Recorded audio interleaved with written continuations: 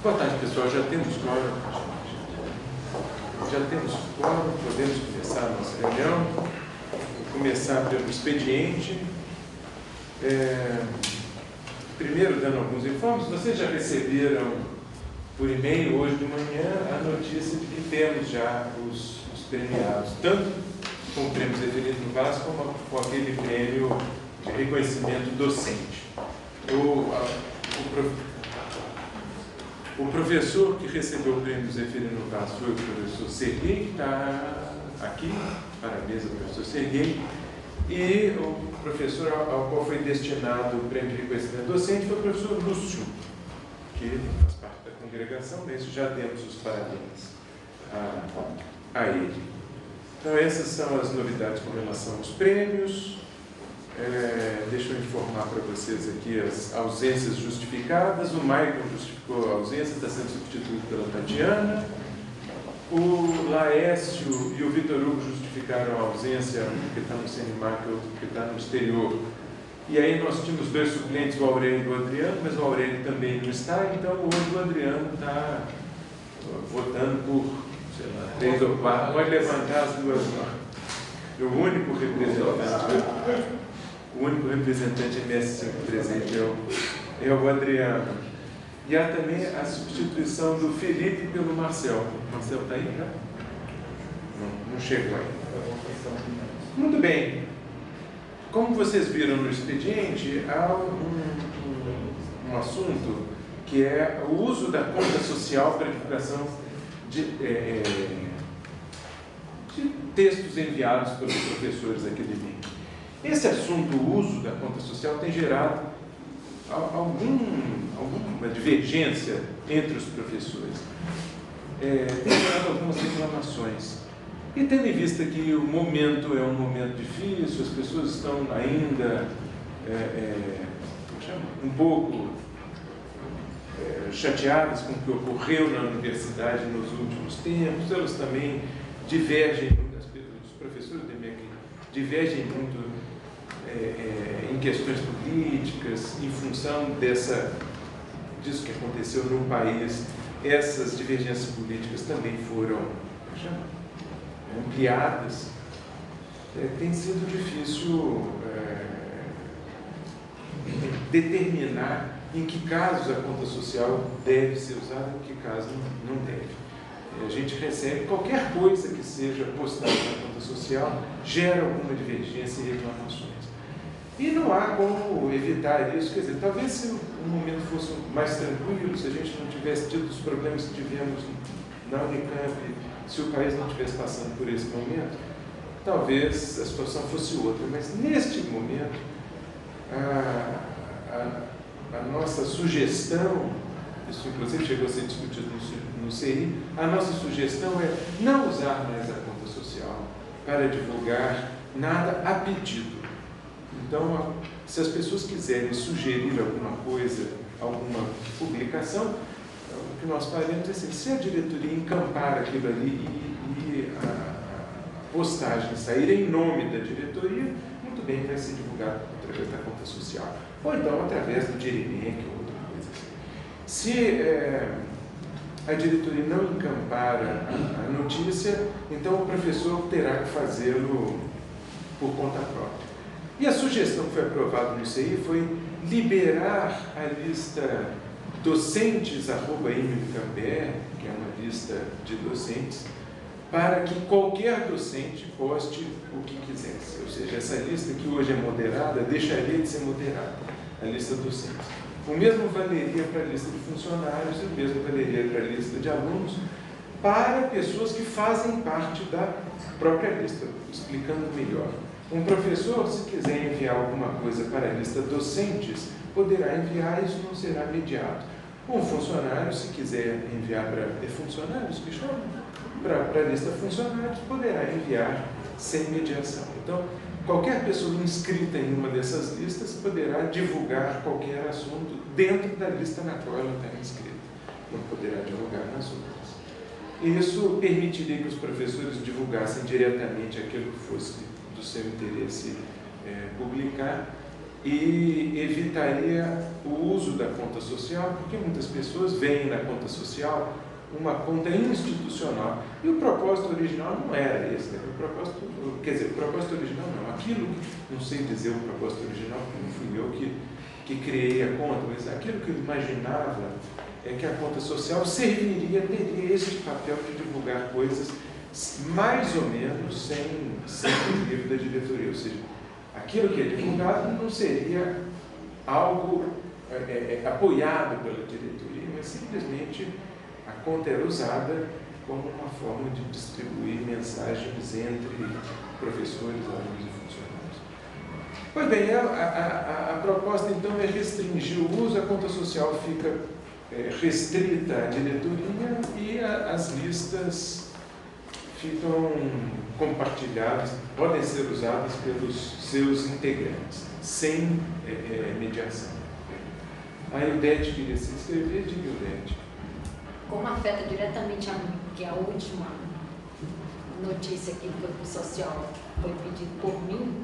Não, mas não foi só a sua mensagem que gerou isso, só para deixar claro. Mas eu sei mas que várias outras mensagens um dos motivos é que reclamaram porque eu estava sendo usada a conta social para divulgações político-partidárias. Na verdade, aquele pedido que eu fiz para anunciar que ia ter uma reunião no auditório, que fui eu que pedi a reserva, foi exatamente o contrário. Exatamente por causa da confusão que teve com a do Unicamp, com todas as coisas de votação da do Unicamp, que é partidária, que nitidamente muitos docentes ficaram insatisfeitos e estavam pensando em criar uma outra associação. Então eu chamei, porque o pessoal do IC está querendo criar uma associação virtual, com um fórum de discussão e tudo, e eles queriam um auditório, porque o do IC estava ocupado, e eles me pediram se podia ser aqui no IMEC. Eu só fiz isso, só divulguei para todo mundo. E eu achava que qualquer coisa que eu fosse divulgar, eu tinha que pedir no DIRIMEC para pedir a divulgação. Então, não foi a primeira vez que eu mandava o texto e perguntava para a Luciana se podia, às vezes eu mandava até com cópia para você, perguntando se podia ser divulgado no social@in. Eu não vi nada demais naquilo que eu pedi. Agora, se eu posso agora mandar pelo docentes, tudo bem, eu mando pelo docentes. Agora, então, porque se aquilo é político partidário, então não é aqueles escaninhos que botam lá com propaganda de política, de santinho que botam com funcionário que é candidato a vice-prefeito, candidato que é candidato daqui e dali, que é funcionário daqui da Unicamp, que eles botam o santinho lá dentro. Então, se é assim, vai ter que fiscalizar lá também. A proposta é justamente não fiscalizar, não sei se ele reparou, é justamente tirar a intermediação. Os professores divulgarão diretamente, sem fiscalização. Então, a rigor, você poderá fazer campanha político-partidária diretamente, caso queira. Espero mesmo que não estou sugerindo isso, mas será possível fazer. Veja, as críticas vieram de todas as partes, sobre basicamente qualquer assunto, porque os ânimos andam à flor da pele. Então, eu recebi críticas sobre assuntos, às vezes sobre algo com caráter político, às vezes religioso, às vezes tudo gera tensão. E essa tensão é gerada porque as pessoas dizem que o e-mail social é um e-mail institucional, é um e-mail da diretoria, como se a diretoria estivesse subscrevendo tudo que é divulgado. A minha impressão da conta social é que a diretoria não subscreve. A conta social, quando foi criada, por perguntar, foi atrás, era exatamente o oposto. Exatamente, quando você não quisesse algo institucional, você podia ir lá no social e colocar. Eu também tinha isso, eu também tinha essa impressão. Mas não descobri que na prática não é isso que acontece, porque as pessoas se sentem incomodadas porque acham que o que vem pela conta social tem um caráter institucional. Então, para deixar claro que que não há caráter institucional, liberaremos os docentes. A vantagem de liberar os docentes é que se a pessoa não quiser receber uma mensagem do Chico através dos docentes, você consegue bloquear isso, porque você consegue bloquear.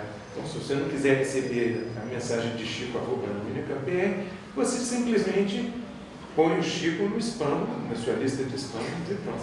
Se você quiser receber do Chico, mas não aquilo que o Chico envia para a conta docente, você bloqueia só no caso de aparecer Chico como remetente e docentes entre colchetes no campo do título, porque tudo que vai pela conta docente vem com docentes no campo do título. Né? É docentes entre colchetes, aí o texto e aí o título que a pessoa lê. Então você consegue bloquear isso sem grande dificuldade e aí cada pessoa bloqueará as mensagens que não desejar receber.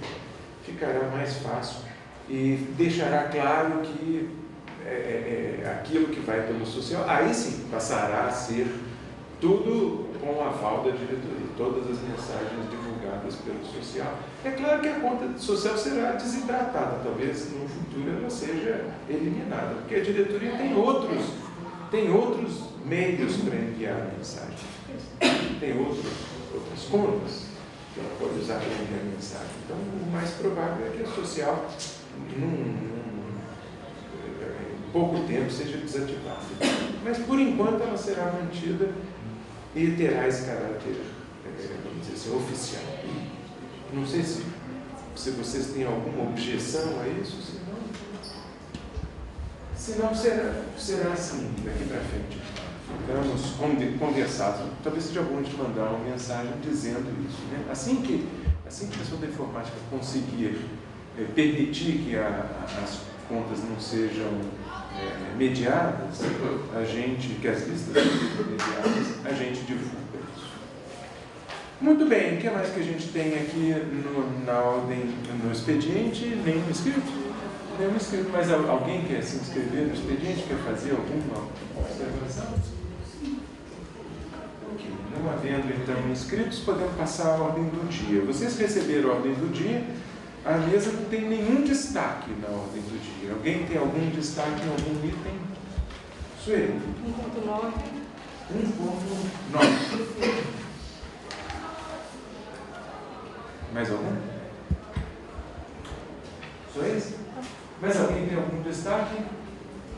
Não. Então temos um destaque no item 1.9. Vou pôr em votação todos os itens, salvo 1.9.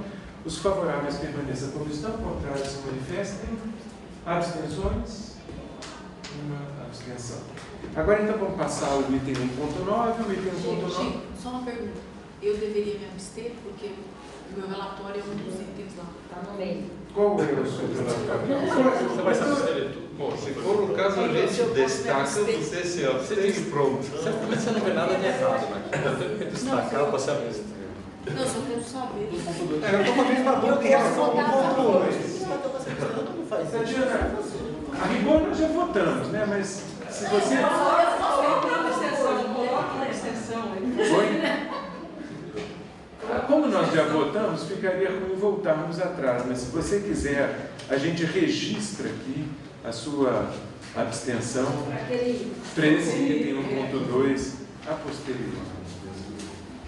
Enfim, o item certamente seria aprovado, né? Não há a menor dúvida de que isso não causaria nenhuma diferença na aprovação. Então, passemos agora então para o item 1.9. O item 1.9 destacado pela Sueli. Não, é só uma preocupação, como tem aumentado muito o número de candidatos nos concursos, na Unicamp, etc., tem tido muitos questionamentos jurídicos, certo? Então, minha preocupação foi ao ver o nome da Decislava, mesmo como suplente na banca, uma vez que tem um dos candidatos foi orientado pelo plano. Eu não tenho nenhuma desconfiança, inclusive esse candidato eu sei que é muito bom, e também não tenho nenhuma desconfiança da Decislava. O problema é só a questão jurídica, que é sempre bom a gente se abster, se poupar o máximo possível. Eu sei de casos aqui na Unicamp, casos recentes, de que foi porque o membro da banca era sócio do orientador, quer dizer, tem vínculos muito mais fracos do que esse que já foram questionados juridicamente. Então, como no departamento de matemática tem vários outros professores da área de álgebra, seria interessante substituir. Todos estão impedidos. É o Paulo, por exemplo, do Marte. Está impedido. Está impedido. Eu não sei, então eu acho que. Não, eu estou só dizendo porque assim, aconteceu, essa coisa do sócio aconteceu. Eu acho que é uma coisa que a gente não precisa se. Um candidato era sócio? Um dos membros da banca era sócio do orientador de um dos. Entendeu? Assim, então. Outro candidato, depois do concurso feito, outro candidato, outro que era candidato, por isso que eu estou dizendo, está acontecendo muito de questionamento do resultado do concurso por causa disso. Como não tenho nenhuma objeção a nada, eu não acho que a Deslava seria parcial ou que o candidato é muito bom, o problema é só se abster, como tem vários outros candidatos, se abster de questionamento jurídico. Eu acho que a gente tem que tomar muito cuidado, porque está cada vez mais sendo feito isso. E bom não colocar. Acho que assim, coloca só um, então coloca de fora, sei lá. Não é bom deixar um espaço para questionamento. Paulo, próximo inscrito. Eu tenho uma posição muito bem definida sobre essa situação. Eu acho que existe um documento formal dizendo o que é conflito de interesse. Esse documento formal deve ser observado.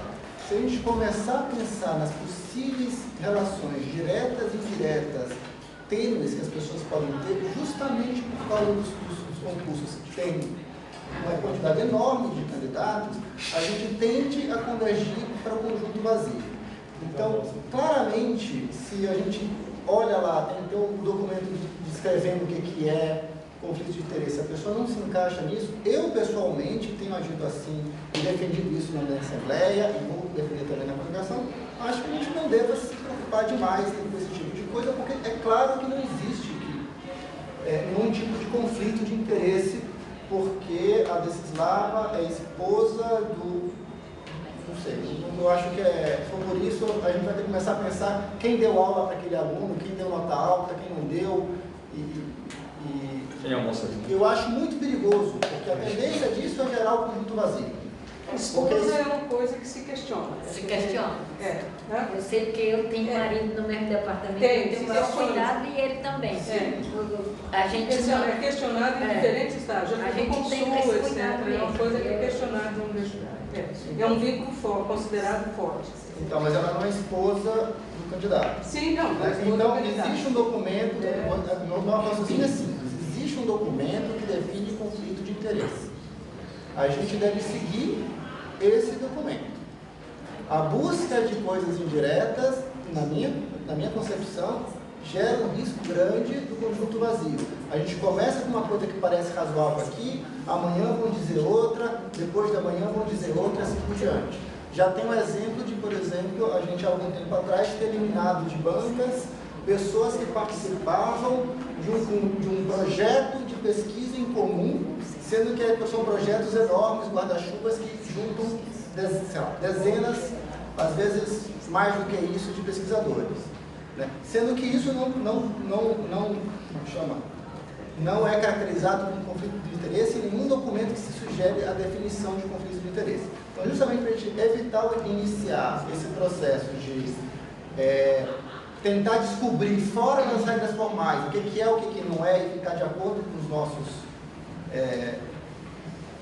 pensamentos na hora, eu prefiro evitar esse tipo de coisa. Essa é a minha posição. Tem uma lista grande. Isso aí.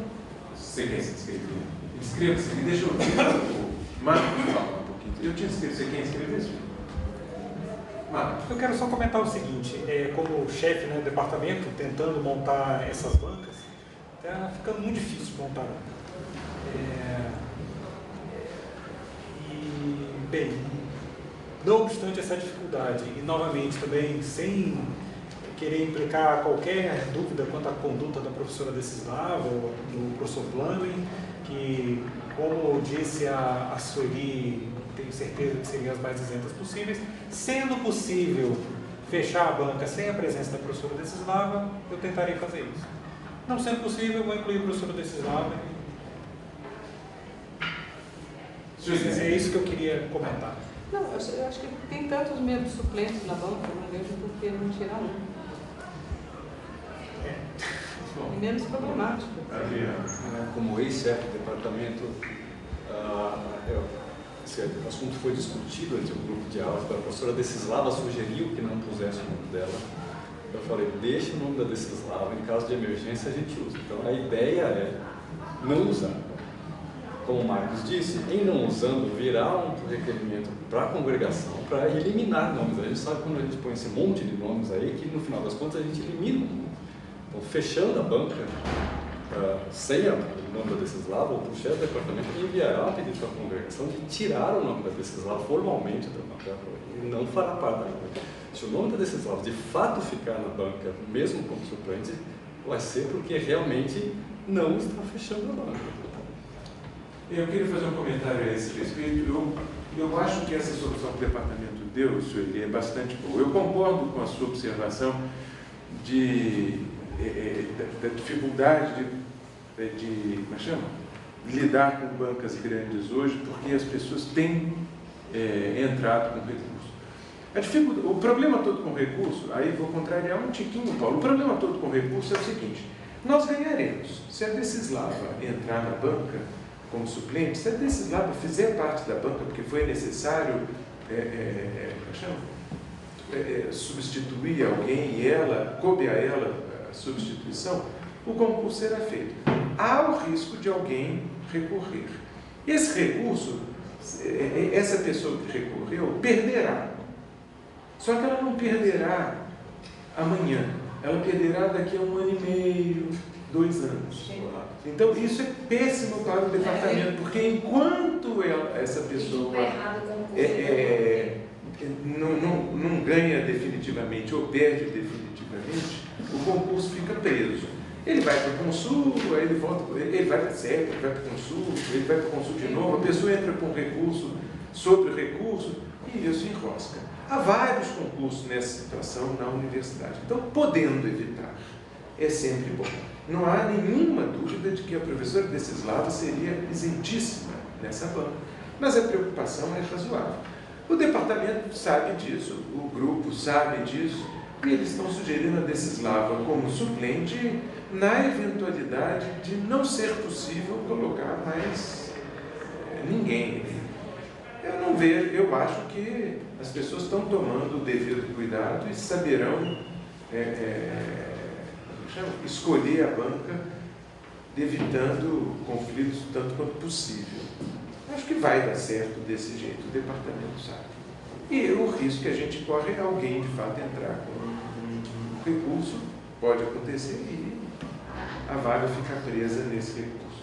Marcelo. Eu queria só estar um pouco na direção que o Paulo estava falando, e que a universidade, a administração pública como um todo, de modo geral, ela se ajoelha e se torna refém de pessoas que querem ganhar licitação, concurso, qualquer outra coisa, por outros critérios que não seja a sua capacidade, a sua proposta e assim por diante. Você vai ver como é que é qualquer processo de compra. É uma coisa, por exemplo, a universidade proibiu para concurso de funcionários, você tem entrevista, que é o equivalente do que tem as nossas provas expositivas, etc. e tal. O que causa um prejuízo enorme nos processos de contratação. Prejuízo enorme. Pessoas são contratadas para assumir funções de liderança baseada em provas de xizinho.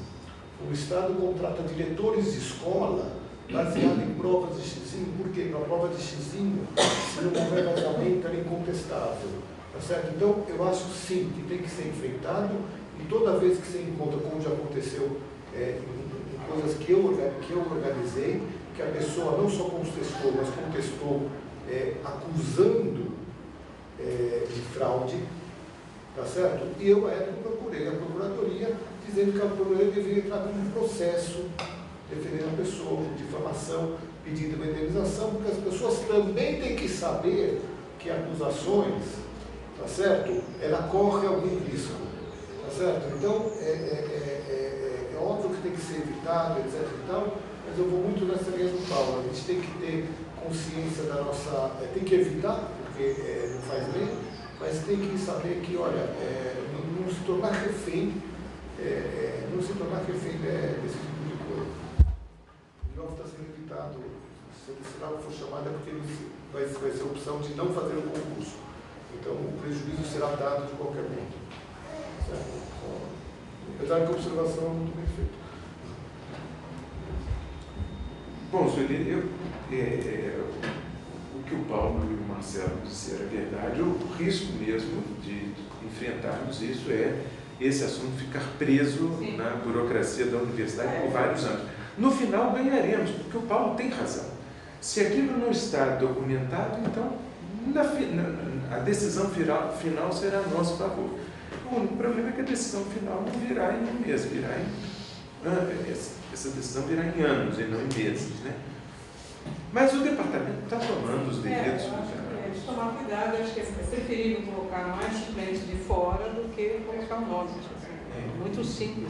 E veja que suplentes de fora é o que não falta. Né? É um pouco como é que está o edital. Às vezes o edital diz que tem que ter tantos suplentes da casa, Acho que não. Se você tem uma emergência no dia, Quem poderia ter isso? nem tudo não pode. Não, você pode ter uma área que você não tem. O problema é o ninguém. seguinte, se você tem uma emergência no dia do concurso e você não tem suplentes da casa, acabou. Tem termos já, sim, isso que Se vocês virem, ele tem 4 professores da Unicamp só na banca inteira. Não tem mais, todos os outros estão pequenos. Ele tem que ter pelo menos um da casa, é isso? Tem 2 titulares e 3 suplentes. Tem 2 titulares e 3 suplentes da casa, né? E isso é... E a Desislava é só uma das suplentes. Então, o problema é que um dos titulares... Um dos titulares é de fora. Da casa é de fora, na verdade. É verdade. Então, um dos titulares é de fora. Eu concordo. Mas ele é aposentado daqui, é isso? Mas acho que se aposentado daqui conta como interno. Então tem uma regra estranha. Assim. Exatamente. Se ele é aposentado aqui, Então, do ponto de vista formal, interno. mas ele pode aceitar, isso que você está querendo dizer, né? Ele pode aceitar. O problema é que mais uma pessoa que está aqui, se precisar de última hora mesmo. Ele não está aqui. Então, ciente do risco, o departamento decidiu incluir a Desislava, vai tomar os cuidados devidos e, da nossa parte, não há nenhuma dúvida sobre a isenção dela. Ok, Sueli, você quer? Sim, se o departamento tomar o cuidado, Então vamos colocar em votação. Não sei se mais alguém tem alguma observação. Vamos colocar em votação o item 1.9. Os favoráveis permaneçam como estão, contrários se manifestem. Abstenções. Aprovado por uma abstenção. Muito bem, vencemos a pauta de hoje. Agradeço a todos. Até o próximo.